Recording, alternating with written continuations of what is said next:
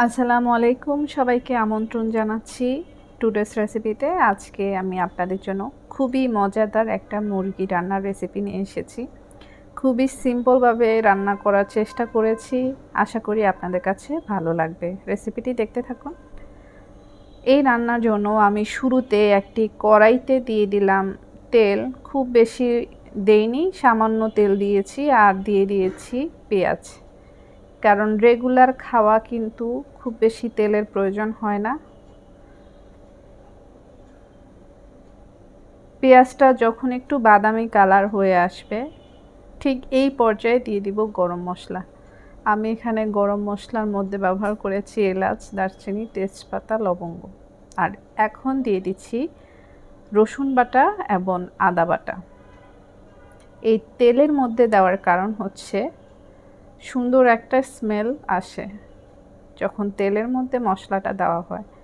আর এখন দিয়ে দিচ্ছি লবণ, হলুদ, মরিচ এবং জিরার গুঁড়া, সবই মাংসের পরিমাণ অনুযায়ী। দিয়ে দিচ্ছি সামান্য পানি। আর চুলার আঁচটা অবশ্যই মিডিয়াম থেকে লো হিটে রাখতে হবে, তাহলে মশলাটা পুড়ে যাবে না, খুব সুন্দর মশলার একটা কালার আসবে। আর এই পর্যায়ে দিয়ে দিচ্ছি মুরগির টুকরো। আমি এখানে ফার্মের মুরগি ব্যবহার করেছি, আপনারা চাইলে দেশি মুরগিও এভাবে রান্না করতে পারেন। এখন দিয়ে দিলাম টমেটো এবং কাঁচামরিচ দিয়ে আমরা রান্না করব প্রায় 10 থেকে 15 মিনিটের মতো, যেহেতু ফার্মের মুরগি হতে খুব বেশি সময় লাগে না।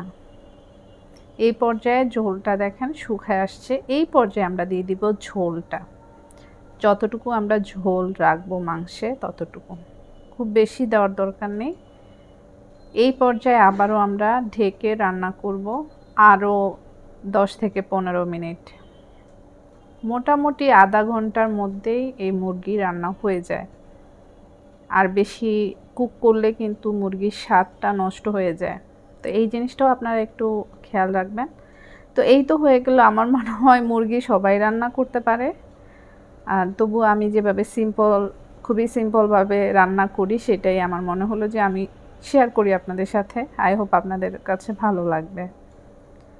রান্না শেষ, এখন আমরা এটা একটি সার্ভিং ডিশে নিয়ে নিচ্ছি। তো এই ছিল আমার খুবই সহজ রেসিপি। আশা করি আমার রেসিপিগুলো আপনাদের ভালো লাগলে অবশ্যই আমাকে সাপোর্ট করবেন। আমি চেষ্টা করব প্রতিদিন একটা করে ভিডিও দেওয়ার। সবাই অনেক ভালো থাকবেন, আমার জন্য দোয়া করবেন। আসসালামু আলাইকুম।